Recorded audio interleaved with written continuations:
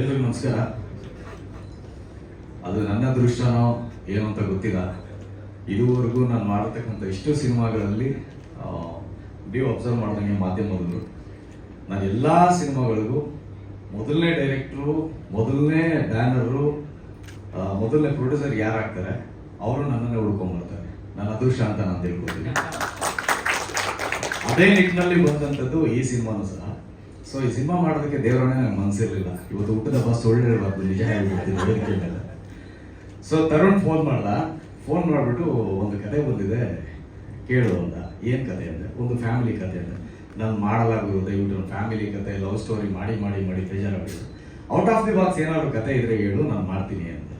ಅವನೊಂದು ಮಾತು ಹೇಳ್ದ, ಮಗ ನಿಂಗೆ ಔಟ್ ಆಫ್ ದಿ ಬಾಕ್ಸ್ ಕತೆ ಆದ್ರೇನು, ಫ್ಯಾಮಿಲಿ ಕತೆ ಆದ್ರೇನು, ಕತೆ ಚೆನ್ನಾಗಿರ್ಬೇಕಷ್ಟೇ, ನಿನಗೆ ಕೇಳು, ಇಷ್ಟ ಆದರೆ ಮಾಡು, ಇಲ್ಲಾಂದರೆ ಬೇಡ, ಆಮೇಲೆ ನಾವು ಮಾತಾಡೋಣ.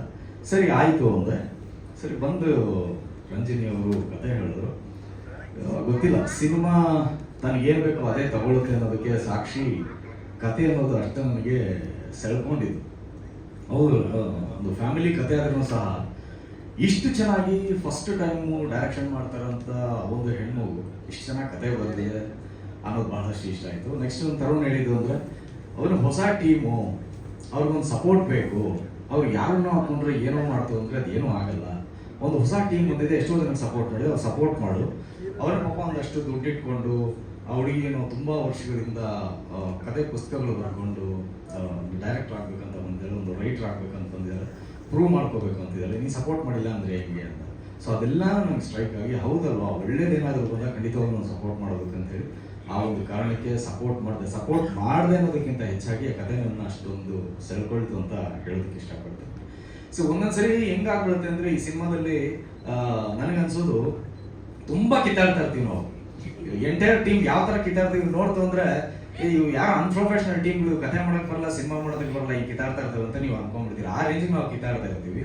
ದ ಬ್ಯೂಟಿ ಏನು ಅಂದರೆ ಇಲ್ಲಿ ಯಾರು ಏನೋ ಪರ್ಸನಲ್ ವಿಚಾರ ಕಿತ್ತಾಡ್ತಾ ಇರೋದು, ಎಲ್ಲರೂ ಸಿನಿಮಾಗೋಸ್ಕರ ಕಿತ್ತಾಡ್ತಾ ಇರ್ತಾರೆ. ನಮ್ಮ ಸುಧಾಕರ್ ಶೆಟ್ರು ಅವ್ರದ್ದೇನೋ ಒಂದು ಬ್ಯೂಟಿಫುಲ್ ಆಗಿ ಒಂದು ಬ್ಲಾಕ್ ಇಡಬೇಕು, ಅದಕ್ಕೇನೋ ಕಿತ್ತಾಡ್ತಾ ಇರ್ತಾರೆ.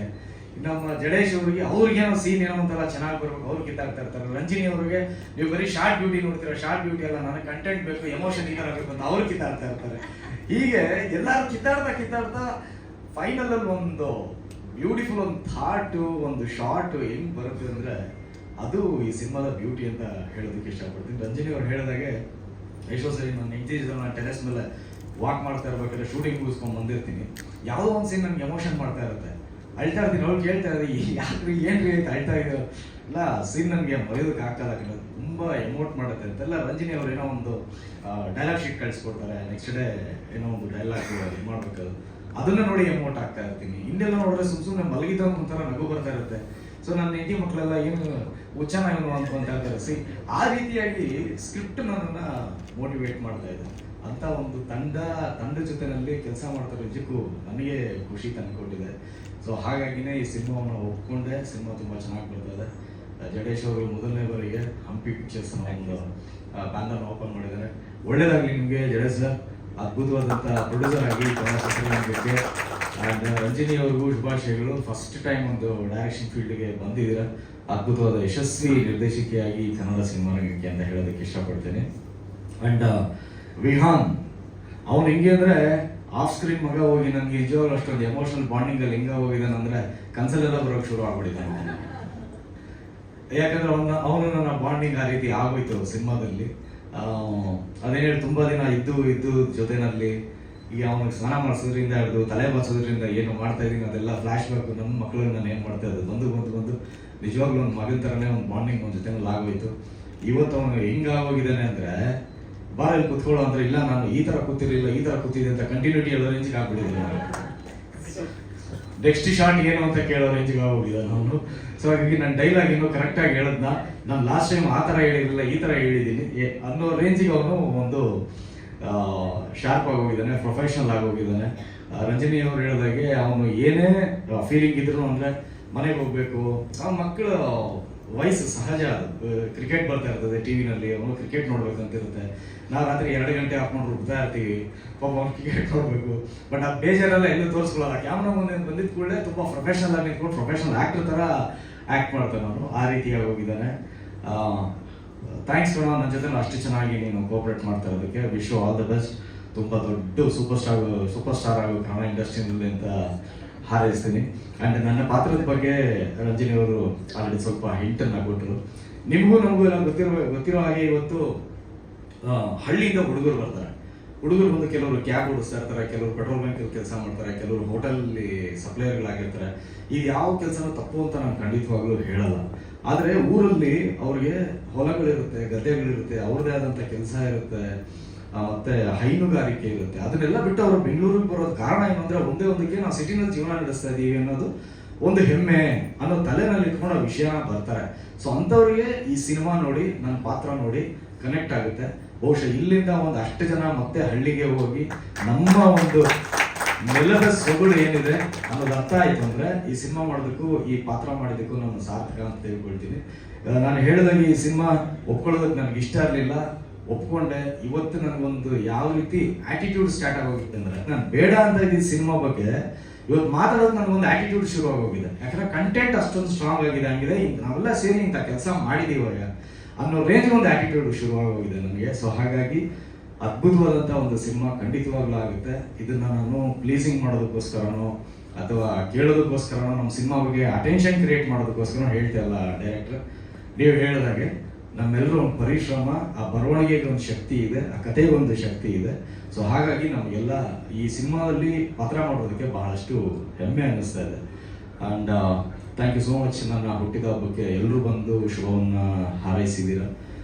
ಗುರು ಸರ್ ಬಂದಿದ್ದಾರೆ, ಜಗದೀಶ್ ಗೌಡರು ಬಂದಿದ್ದಾರೆ, ಆರ್ಎಸ್ ಗೌಡರು ಬಂದಿದ್ದಾರೆ, ಕೃಷ್ಣ ಸಾರ್ಥಕ್ ಅವರು ಬಂದಿದ್ದಾರೆ, ಮತ್ತು ನನ್ನ ಗೆಳೆಯ ಅಜಯ್ ಬಂದಿದ್ದ. ನೀವೆಲ್ಲರೂ ಸಹ ಬಂದಿದ್ದೀರ. ತುಂಬ ಹೃದಯದ ಧನ್ಯವಾದಗಳು. ಇನ್ನೇನಾದರೂ ಬಿಟ್ಟಿದ್ದೀರಾ? ಟೈಟಲ್ ಬಗ್ಗೆನಾ? ಅಲ್ಲ ಅಲ್ಲ, ಮ್ಯೂಸಿಕ್ ಬಗ್ಗೆನಾ? ಮ್ಯೂಸಿಕ್ ಬಗ್ಗೆ ನಾನು ಬೇಡ ಅಂತಾನೆ ಮಾತಾಡೋದನ್ನ ಹೋಗ್ಲಿಲ್ಲ ಮಾತಾಡೋದು. ಯಾಕಂದ್ರೆ ಒಂಥರ ಪರ್ವತ, ಹಿಮಾಲಯ ಪರ್ವತ, ಅವ್ರ ಬಗ್ಗೆ ಮಾತಾಡೋಷ್ಟು ದೊಡ್ಡ ವ್ಯಕ್ತಿ ನಾನಲ್ಲ. ಯಾಕಂದ್ರೆ ಸಣ್ಣ ವಯಸ್ಸಿಂದ ನಮ್ಮ ಮನೇಲಿ ಟೇಪ್ ರೆಕಾರ್ಡ್ಗಳು ಏನು ಇಲ್ದಿರೋ ಟೈಮಲ್ಲಿ ಯಾವುದೋ ಮನೆಯಲ್ಲಿ ರೇಡಿಯೋನಲ್ಲಿ ಹಾಡು ಬರ್ತಾ ಇದ್ರೆ ಹೋಗಿ ಅಲ್ಲಿ ನಿಂತ್ಕೊಂಡು ಆ ಕಾರ್ಯಕ್ರಮ ಮುಗಿಯೋವರೆಗೂ ನಾವಲ್ಲಿ ಕಿವಿಯಲ್ಲಿ ನಿಂತ್ಕೊಂಡು ಕೇಳಿಸ್ಕೊಂಡು ಬರ್ತಾ ಇದ್ದಂಥ ದಿನಗಳಲ್ಲಿ ಅವತ್ತಿಂದ ಅವರು ನಮ್ಮ ಮೇಲೆ ಪ್ರಭಾವವನ್ನು ಬೀರಿದ್ದಾರೆ. ಅಂತ ಅದ್ಭುತವಾದ ಮ್ಯೂಸಿಕ್ ಮಾಸ್ಟ್ರು ಇವತ್ತು ನನ್ನ ಸಿನಿಮಾಗೆ ಸಂಗೀತ ಮಾಡ್ತಾ ಇದ್ದಾರೆ ಅಂದರೆ ಇದು ಯಾವುದೋ ಜನ್ಮದ ಪುಣ್ಯ ಅಂತ ನಾನು ಅಂದ್ಕೊಳ್ತೀನಿ. ಇಳೆಯರಾಜ ಸರ್ ಅಂದರೆ ಈಸ್ ನಾಟ್ ಒಂದು ಸಾಮಾನ್ಯವಾದಂಥ ಒಂದು ವ್ಯಕ್ತಿತ್ವ ಅಲ್ಲ. ಅದೇನೋ ಒಂದು ಕನೆಕ್ಷನ್ ಇರಬೇಕು, ಏನೋ ಒಂದು ಸೆಳೆತಾ ಇರಬೇಕು. 1,000 ಜನ ಹೋಗಿ ಅವ್ರ ಹತ್ರ ನಾವು ಕತೆ ಹೇಳ್ತೀವಿ, ನಾವು ಮ್ಯೂಸಿಕ್ ಮಾಡೋದು ಅಂದ್ರೂ ಅವ್ರು ಯಾವುದೇ ಕಾರಣಕ್ಕೂ ಕತೆ ಇಷ್ಟ ಆಗಲಿಲ್ಲ ಅಂದರೆ ಮಾಡಲ್ಲ. ಅದು ನಿಮ್ಮೆಲ್ಲರಿಗೂ ಗೊತ್ತಿರುವಂಥ ವಿಷಯ. ಅಂಥದ್ರಲ್ಲಿ ಒಂದು ಹೆಣ್ಮಗು ಬಂದು ಅವ್ರನ್ನೇ ಕರೆದು ನಿನ್ನ ಕತೆ ಹೇಳಮ್ಮ ಅಂತ ಕತೆ ಕೇಳ್ಬಿಟ್ಟು, ಈ ಕತೆ ನನಗೆ ಇಷ್ಟ ಆಯಿತು, ಈ ಕತೆಗೆ ನಾನು ಮ್ಯೂಸಿಕ್ ಮಾಡಲಾ ಅಂತ ಕೇಳೋದಿದೆ ಅಂದರೆ ಅದು ಖಂಡಿತವಾಗ್ಲೂ ಸಹ ಆ ತಾಯಿ ಚಾಮುಂಡೇಶ್ವರಿ ಆಶೀರ್ವಾದ ಅಂತಾನೆ ಖಂಡಿತ ಮಾಡ್ತೀನಿ. ಇಟ್ಸ್ ನಾಟ್ ಇದು. ಅವ್ರ ಮ್ಯಾನೇಜರ್ ಹತ್ರನೂ ನನಗೆ ರಂಜಿನಿ ಅವರು ಹೇಳ್ತಾ ಇದ್ರಿ, ನನಗೆ ಒಂದು ಆಶ್ಚರ್ಯ, ಹೆಂಗ್ರಿ ನಿಮ್ಗೆ ಕನೆಕ್ಟ್ ಆಯಿತು ರಾಜ ಸರ್ ಜೊತೆನಲ್ಲಿ ಅಂತ ಹೇಳಿದಾಗ, ಎಲ್ಲ ಸರ್ ಹೋಗಿ ಹೇಳಿದೆ, ಅವ್ರು ಈ ರೀತಿ ಹೇಳಿದ್ರು. ಅವ್ರೇನೋ ಒಪ್ಕೊಂಡ್ಬಿಟ್ರು ಸರ್. ಇವತ್ತು ಅವ್ರ ರೆಮ್ಯುನರೇಷನ್ ಕೊಡೋವಂಥ ಕೆಪಾಸಿಟಿ ನಾವಾಗಿದ್ದೀವ ಸರ್. ಅವ್ರ ರೆಮ್ಯುನರೇಷನ್ ಕೊಡೋವಂಥ ಒಂದು ಇದರಲ್ಲಿ ನಾವೊಂದು 7-8 ಸಿನಿಮಾ ಮಾಡ್ಬೋದು ಸರ್. ಅಂದರೆ ಕನ್ನಡಕ್ಕೆ ಅಂದ್ರೆ ಅಷ್ಟು ಕೇಳ್ತಾರವರು. ನನಗೆ ಅದೊಂದು ಹಾರ್ಟ್ ಬೀಟ್ ಸ್ಟಾರ್ಟ್ ಆಗೋಯಿತು, ಏನು ಮಾಡೋದು ಅಂತ ಹೇಳಿದಾಗ ನೆಕ್ಸ್ಟ್ ಡೇ ಅವರ ಮ್ಯಾನೇಜರ್ ಫೋನ್ ಮಾಡಿ ಇವ್ರು ಕೇಳಿದ್ದಾರೆ ಅವ್ರ ರೆಮ್ಯುನರೇಷನ್. ಸರ್ ಏನೋ ಒಪ್ಕೊಂಡ್ರು, ರೆಮ್ಯುನರೇಷನ್ ಏನು ಆ ಶಕ್ತಿ ನಮಗಿಲ್ಲ ಅಂದಾಗ, ಎಲ್ಲ ಸರ್ ಹೇಳಿದ್ದಾರೆ ನಿಮ್ಗೆ ಹೆಲ್ಪ್ ಮಾಡ್ತೀನಿ ಹೋಗಿ ಅಂತ. ಅದೇ ಹೆಲ್ಪ್ ಅಂದ್ರೆ ಯಾವ ಥರ ಹೆಲ್ಪ್, ಎಷ್ಟು ಕಮ್ಮಿ ಮಾಡ್ತಾರೆ? ಅಲ್ಲ ಸರ್, ಫ್ರೀ ಅಂತ ಹೆಂಗೆ ಕೇಳೋಕ್ಕಾಗುತ್ತೆ ಸರ್? ಈಗ ಏನೋ ಕೇಳ್ಬೋದು, ಎಷ್ಟು ಕಮ್ಮಿ ಮಾಡ್ಬೋದು ಅಂತ ಕೇಳ್ಬೋದು ಅಷ್ಟೇ. ಅವ್ರು ಇಲ್ಲ ಹೋಗಿ ಅವ್ರು ಹೇಳಿದಾರಲ್ಲ ಹೆಲ್ಪ್ ಮಾಡ್ತೀನಿ ಅಂತ ಮಾಡ್ತಾರೆ ಹೋಗಿ. ಇಲ್ಲ ಪ್ಲೀಸ್ ನಮ್ಮ ಸಮಾಜಕ್ಕೊಂದು ಹೇಳಿ ಅಂದಾಗ, ಇಲ್ಲ ನೀವು ಏನು ಅನ್ಕೊಂಡಿದ್ದೀರ ಮನಸ್ಸಲ್ಲಿ ಅಷ್ಟನ್ನು ಕೊಡಿ ಅಷ್ಟೇ, ಹೆಲ್ಪ್ ಮಾಡ್ತಾರೆ. ಸೊ ಅವ್ರಿಗೆ ಇಲ್ಲಿಂದ ಒಂದು ದೀರ್ಘದಂಡ ಪ್ರಣಾಮಗಳು. ಯಾಕಂದ್ರೆ ಕನ್ನಡದಲ್ಲೇ ಆಗಲಿ, ತಮಿಳಲ್ಲೇ ಆಗಲಿ, ಯಾವುದೇ ಭಾಷೆನಲ್ಲಾಗಲಿ ಅವ್ರು ಕೊಟ್ಟಿರುವಂಥ ಸಾಂಗು 45-50 ವರ್ಷದ ಹಿಂದಿನ ಸಾಂಗು, ಕನ್ನಡದ ಸಾಂಗು ಇವತ್ತು FM ನಲ್ಲಿ ಅದು ಫಸ್ಟ್ ಸಾಂಗ್ ಆಗ್ಬಿಡುತ್ತೆ, ಯಾವುದೇ ಆರ್ಕೆಸ್ಟ್ರಾಗಳಲ್ಲಿ ಓಡುತ್ತೆ. ನಾವು ಎಷ್ಟೋ ಸಾಂಗ್ಗಳು ಕೇಳಿದ ಮೇಲೂ ಈ ಸಾಂಗ್ ಕೇಳಬೇಕು ಅಂತ ಅನ್ಸುತ್ತೆ. ಅದು ಇಳೆಯರಾಜ ಸರ್ ಇರುವಂಥ ಒಂದು ಶಕ್ತಿ, ತಾಕತ್ತು, ಅವ್ರ ಮ್ಯೂಸಿಕ್ ಇರುವಂಥದ್ದು. ಇವತ್ತು ನಾವೆಲ್ಲರೂ ಸಹ ನಮ್ಮ ಸಿನಿಮಾದಲ್ಲಿ ಅವರು ಮ್ಯೂಸಿಕ್ ಕೊಡ್ತಾ ಇದ್ದಾರೆ ಅಂದರೆ ನಾನು ತುಂಬ ಅದೃಷ್ಟವಂತ ಅಂತ ನಾವು ಭಾವಿಸ್ತೀವಿ. ಅದ್ಭುತವಾದಂಥ ಮ್ಯೂಸಿಕ್ನ ಮಾಡಿದ್ದಾರೆ. ಬಟ್ ಏನಂದ್ರೆ ಇವರೆಲ್ಲ ತುಂಬಾ ಸ್ವಾರ್ಥಿಗಳು. ನನಗೆ ಇನ್ನೂ ಕೇಳಿಸಿಲ್ಲ ನನಗೆ ಸಾಂಗ್ ಇವರೇ ಕೇಳ್ಕೊಂಡು ಎಂಜಾಯ್ ಮಾಡ್ತಾವ್ರೆ. ಯಾರ್ಯಾರು ಹೋಗ್ತಾರೆ ಇವ್ರ ಆಫೀಸ್ಗೆ ಅವ್ರಿಗೆಲ್ಲ ಕೇಳಿಸ್ತಾರೆ. ಅವರೆಲ್ಲ ಬಂದು ನನ್ಗೆ ಹೊಟ್ಟೆ ಉರಿಸ್ತಾರೆ, ಮಗ ಸಾಂಗ್ ಮಾಡಿದ್ದಾರೆ ಮಗ ಇಳಯರಾಜ ಸರ್. ನಿನ್ ಕೇಳಿಲ್ವಾ? ಕೇಳಿದಾಗು ನಮ್ಮ ದೇವರನ್ನೇ ಕೇಳಿದಾಗು. ಇನ್ಯಾರೋ ಬರ್ತಾರೆ, ಮಗ ಆಫೀಸ್ಗೆ ಹೋಗಿದ್ದೆ ಏನೋ ಸಾಂಗ್ ಓದು ಅಯ್ಯಯ್ಯೋ ಅಂತ. ನಮಗ್ ಸಾಂಗ್ ಕೇಳಿದ್ರೆ ಸರ್ ನಿಮ್ಗೊಂದು ಸರ್ಪ್ರೈಸ್ ಪ್ಯಾಕೇಜ್ ಕೊಡ್ತೀವಿ ಸರ್. ಸರ್ ಸರ್ ಕರೆದ್ರೆ ಅರ್ಧ ರಾತ್ರಿ ಹೋಗ್ಬಿಡ್ತೀನಿ ಸರ್. ಅದನ್ನು ಕರೆಯಲ್ಲ ಸರ್, ನಮ್ಗೆ ಅದಕ್ಕೂ ಕರೆಯಲ್ಲ. ಈ ಟೈಟ್ಲ್ ನೋಡಿ ನನಗೆ ಸಸ್ಪೆನ್ಸ್ ಆಗಿ ಇಟ್ಬಿಟ್ಟು ಈ ಟೈಟ್ಲ್ ಒಂದು ವಾರದಿಂದ ಜಗಳ ಮುಂಚಾಟಗಳು.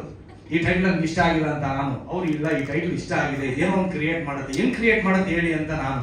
ಈಗೆಲ್ಲ ನಮ್ಮಲ್ಲಿ ಎಷ್ಟು ಕಿತ್ತಾಟಗಳಾಗಿದೆ ಅಂದ್ರೆ ಬಟ್ ಅದಕ್ಕೆ ಏನೋ ಒಂದು ಕೊಡ್ತಾರೆ, ಹೇಳಿ ಈ ಟೈಟ್ಲ್ ಏನು ಅಂದ್ರೆ ಸರ್ ಇದಕ್ಕೊಂದು ಡೆಫಿನೇಷನ್ ಕೊಡ್ತೀವಿ ನೋಡಿ ಸರ್ ನಿಮ್ಗೆ ಇಷ್ಟ ಆಗೋ ಥರ ಅಂತ. ಇವತ್ತು ನಿಜಕ್ಕೂ ಮನಸ್ಸು ತುಂಬಿ ಬಂತು. ಆ ಟೈಟ್ಲ್ ನೋಡಿ ಎಲ್ಲರೂ ಎಕ್ಸೈಟ್ ಆಗಿದ್ದಾರೆ, ನನಗೂ ತುಂಬಾ ಎಕ್ಸೈಟ್ ಆಗಿದೆ. ಮೋಸ್ಟ್ಲಿ ನನ್ನ ಒಂದು ಡಿಸಿಷನ್ ರಾಂಗ್ ಅಂತ ನನಗೆ ಅನ್ನಿಸ್ತಾ ಇದೆ. ಸೊ ಹಾಗಾಗಿ ಥ್ಯಾಂಕ್ ಯು ಸೋ ಮಚ್ ಇಂಥ ಟೀಮ್ ಜೊತೆನಲ್ಲಿ ನಾನು ಕೆಲಸ ಮಾಡ್ತಾ ಇರೋದಕ್ಕೆ. ಎಲ್ಲ ನಮ್ಮ ಹುಡುಗರು ಇಲ್ಲಿ ಯಾರು ಅಸೋಸಿಯೇಟ್ ಡೈರೆಕ್ಟ್ರು, ಅಸಿಸ್ಟೆಂಟ್ ಡೈರೆಕ್ಟ್ರು, ನಮ್ಮ ಕ್ಯಾಮ್ರಾಮನ್ನು ಇವೆಲ್ಲ ಏನು ಇಲ್ಲ. ಹೋಗಲ್ಲ ಮೊಟ್ಟೆ ಟ್ರೈ ಇಟ್ಕೊಂಡ್ಬಂದ್ರು ಅಂದ್ರೆ ಪಾಪ ನಮ್ಮ ಡೈರೆಕ್ಟರ್ ಹೋಗ್ತಾ ಇರ್ತಾರೆ. ನಾನು ಡೈರೆಕ್ಟರ್ ನೀವ್ ಯಾಕೆ ಹೋಗ್ತೀರ ಬಂದ್ರೆ ಇಲ್ಲ ಇರಿ ಸರ್ ತಗೊಳ್ಳಿ ಸರ್ ಅಂತ ಅಂತಾರೆ. ಹಿಂಗೆ ಟೀಮು ಕಷ್ಟಪಡ್ತಾ ಇದೆ. ಸರ್ ಸರ್ ನನ್ಗೊಂದು ಜೋಡಿ ಇದೆ ಸರ್.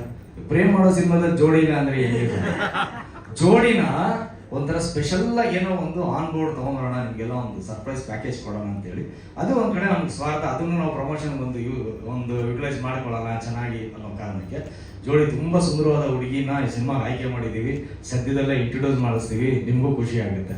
Okay, thank you. ನನ್ನ ಹುಟ್ಟದ ಹಬ್ಬಕ್ಕೆ ವಿಶ್ ಮಾಡಿದ್ ಇನ್ನೊಂದು ತುಂಬಾ ಎಂತ ವಿಷಯ ಮಾಡ್ತದೆ, ನಾನು ಸೋ ಸಾರಿ. ಎಲ್ಲರೂ ಏನಂದ್ರೆ ನಮ್ಮ ಟೈಟಲ್ ಲಾಂಚ್ಗಳನ್ನ, ಟ್ರೈಲರ್ ಲಾಂಚ್ಗಳನ್ನ, ಸೂಪರ್ ಸ್ಟಾರ್ಗಳನ್ನ ಕರೆದು ಮಾಡಿಸ್ತಾರೆ.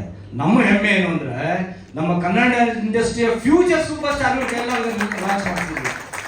ಥ್ಯಾಂಕ್ಸ್ ಮಾಡುವ ಎಲ್ಲ ಕನ್ನಡದ ಫ್ಯೂಚರ್ ಸೂಪರ್ ಸ್ಟಾರ್ಗಳಿಗೂ ಸಹ ಬಂದು ನೀವೆಲ್ಲ ಪ್ರೀತಿಯಿಂದ ಇವತ್ತು ನನಗೆ ವಿಶ್ ಮಾಡಿ ನಮ್ಮ ಟೈಟಲ್ ಲಾಂಚ್ನ ಮತ್ತೆ ಪೋಸ್ಟರ್ ಲಾಂಚ್ನ ಮಾಡ್ಕೊಟ್ಟಿದ್ದೀರಾ. ಧನ್ಯವಾದಗಳು, ಲವ್ ಯು. ಆದಷ್ಟು ಬೇಗ ಸ್ವಲ್ಪ ಎತ್ತರಕ್ಕೆ ಬೆಳೀರಿ, ಚೆನ್ನಾಗಿ ಬೆಳೀರಿ, ಕನ್ನಡ ಇಂಡಸ್ಟ್ರಿ ಸೂಪರ್ ಸ್ಟಾರ್ಗಳಾಗಿ ಬೇಗ ಬೇಗ ಲಾಂಚ್ ಆಗ್ರಿ. ಓಕೆನಾ? Thank you. ಬಂದಿರ್ತಕ್ಕಂಥ ಎಲ್ಲರಿಗೂ love you love you love you once again. Thank you. ಒಂದೇ ನಿಮಿಷ. ಆಮೇಲೆ ನೀವು ತುಂಬಾ ಚೆನ್ನಾಗಿದ್ದೀರಾ. ತುಂಬಾ ಜನ ನಿಮಗೆ ವಿಶ್ ಮಾಡಕ್ಕಂತಾನೆ ಬಂದಿದ್ದಾರೆ ನಿರ್ದೇಶಕರು, ನಿರ್ಮಾಪಕರುಗಳು. ಸ್ವಲ್ಪ ತಡವಾಗಿ ಕರೆದಿದ್ದೀನಿ, ದಯವಿಟ್ಟು ಕ್ಷಮೆ. ದಯವಿಟ್ಟು ವೇದಿಕೆ ಮೇಲೆ ಬರಬೇಕು. ಗುರು ಸರ್, ಹಾಗೆ ಜಗದೀಶ್ ಅವರು, ಕೃಷ್ಣ ಸಾರ್ಥಕ್